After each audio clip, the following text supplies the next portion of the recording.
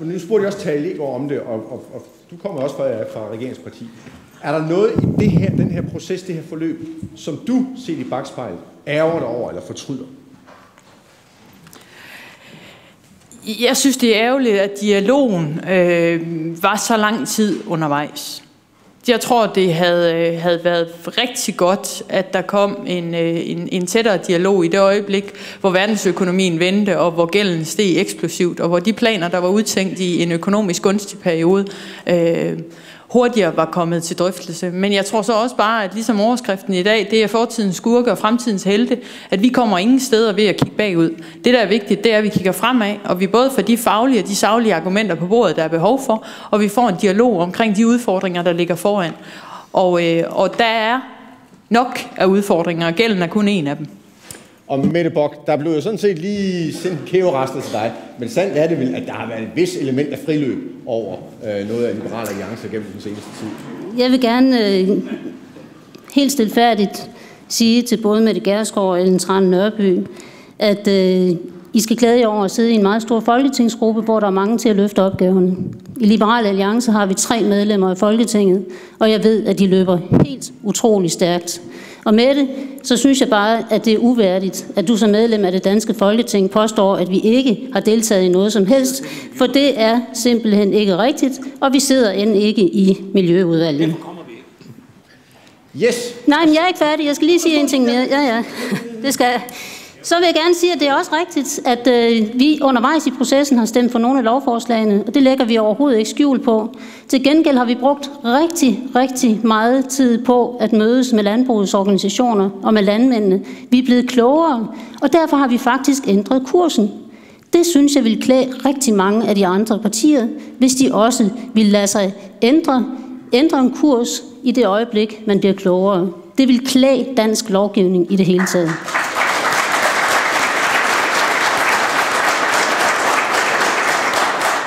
Jeg kan sige, at jeg har omkring 32 mennesker, der gerne vil have ordet, så uanset hvad jeg gør, så bliver jeg meget upopulær nu. Men Pia, hvis du kan sige noget på 30 sekunder, så har du dem nu. Du skal slukke med det. Jeg bliver altså lige nødt til at sige en enkelt ting om Liberal Alliance. Det bliver jeg, fordi jeg deltog i en radiodebat, jeg deltog i en radiodebat med Anders Samuelsen, og han er alligevel partileder, ikke? Han sagde til mig, vi har kun politik på 4 områder, og du kan godt skrotte det der miljø- og natursnak, Pia, fordi der har vi ikke nogen politik på. Så det synes jeg bare, man skal sende videre. 2, så vil jeg sige, jeg synes, det var meget interessant, det Ellen Trane Nørby sagde. Det synes jeg var meget interessant, fordi der tror jeg, vi kan nå hinanden. Det var et ønske for os i forhandlingerne om grøn vækst, at man i stedet for at lave en generel reduktionskrav på kvælstof, at man kiggede lokalt og lavede lokale krav. Hvis Venstre nu ændrer holdning på det punkt, så vil jeg være meget positiv i indstillet, så tror jeg, at vi kan nå det rigtig langt, fordi det er det, der er udfordringen, det er, at der er nogle områder i Danmark, der er særligt følsomme, hvor vi skal passe ekstra på. Der er nogle områder, der kan tåle mere, og den opdeling var vi villige til at lave, og det var derfor, vi havde et andet forslag end dem, og derfor kunne vi ikke nå hinanden, blandt andet. Og der tror jeg nok, at Ellen Trane Nørby føler sig lige en lille smule omklamret. Det får hun 15 sekunder til at forholde sig til. Dem vil jeg sådan set hellere give til Eivind, for Eivind sad med i forhandlingerne omkring de der ting, og det har været klart fra vores side hele tiden, at den generelle normsænkning var ikke politikken, men lad Eivind få de 15 sekunder i stedet for. Og det... Ja, men det... Og det er virkelig, det er 15 sekunder, fordi vi kan ikke gå ind i en ny sag nu her. Jo, men det er jo netop det, vi gør. Vi går netop ind, og det er jo det, der også er problemet. Vi går ind nogle steder og siger, her kan der ikke udvides, og her kan der ikke dyrkes landbrug i fremtiden. Og det er jo netop, vi kommer bort fra den generelle regulering og går ind i det specifikke. Det er jo det, der er hele basis i vandrammedirektivet, og det er det, der er basis i vand- og naturplanerne. Og så må jeg lige sige en ting til Niels Wilhjelm, nu er han gået, men det er ganske kort. Jeg kan ikke lide, når der kommer nogle forkerte ting ud i sidste møde. Det skal være seriøst. Ikke Preben Wilhjelm, men Niels Wilhjelm sagde, at der var omkring den luftbårne kvælstof, der var det landbruget, der var den største kilde. Det vil jeg bare sige.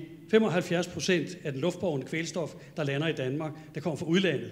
Og det er netop det, der er hele problemet. Vi har kun 25% tilbage at reducere i dansk landbrug.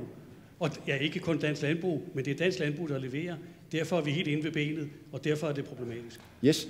Og Michael, nu får du 1 minut, fordi du startede med at tale om det her i dag med, at nu skulle vi nå hinanden, og fuglene skulle fløjte, og vi skulle være gode venner alle sammen. Hvordan synes du, det er gået? Godt spørgsmål. Som sagde før, så synes jeg, at vi har nået hinanden på nogle helt overordnede ting. Jeg kan se, at der tegner sig et billede af en forestående valg, og det, at tegner sidste halvandet år, det synes jeg er brandærgerligt. Men altså, det kommer på et tidspunkt. Der skal ikke gå valgkamp med det her. Jeg synes, vi skal holde fast i de her ting omkring rammevilkår, omkring ja til landbruget, omkring ja til naturen, som noget af det helt centrale. Og så vil jeg godt sige, at jeg har også hørt meldinger omkring grøn vækst. Jeg synes, at grøn vækst er noget makværk. Man skal lave det om. Jeg synes, 10-meter-bræmmerne er en firkantet, mærkelig løsning. Det er noget makværk, det giver problemer. Man er nødt til at se på de her ting på en ny måde med friske øjne. Derfor så synes jeg, det er væsentligt, at vi går sammen om det her på tværs af fløjene i partipolitik, på tværs af forskellige interesser, fra interesseorganisationer til landbrug, som har stået i hver sin side af klassen og hyldet op, som miljøministeren sagde. Det skal man holde op med. Man skal prøve at arbejde konstruktivt. Noget af det, der er vigtigt for naturen, og der taler jeg om natur og landskab sammen, det er, at det handler ikke kun om de våde områder. Naturen har brug for plads. Vi har et problem med vores biodiversitet. Vores natur, den rester fortsat tilbage. Der er brug for tørre arealer, der kommer ud af drift, våde arealer, stenede, skrånede arealer. Det skal vi kigge på. Tak. Yes. Tak til panelet. Tak til jer alle sammen. Og jeg ved, I brænder ind med alt muligt, og det kan ikke lade sig gøre, fordi nu vil jeg give ordet til formanden for Bæredygtigt Landbrug, Christian Castenskjold, som vil slutte runden af. Klokken er nemlig lige passeret 16.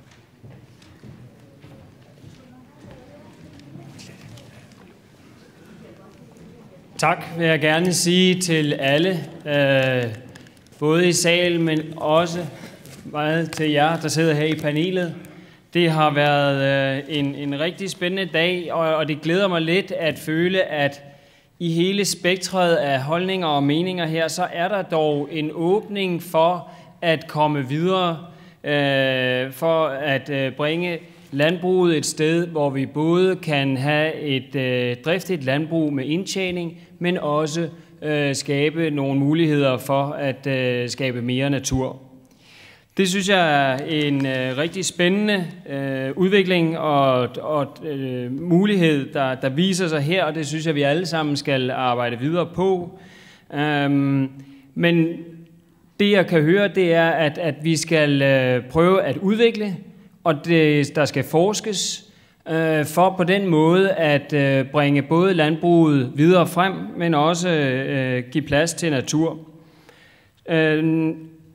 Det kræver selvfølgelig en lønsomhed i det erhverv, som skal være med til at bære den her udvikling og den forskning, og det håber vi selvfølgelig vil være helt åbenbart, at vi sikrer det, sådan at der skabes de her muligheder, som gerne så skulle ende ud i, at vi har samlet masser af viden og masser af udvikling, og at det gør, at landbruget og Danmark pludselig også eksporterer viden og udviklede teknikker for de 50 milliarder, som vi så landbruget gjorde, men sådan at de 5 milliarder viden er blevet til 50 milliarder, samtidig med, at vi har et stærkt landbrug og mere natur.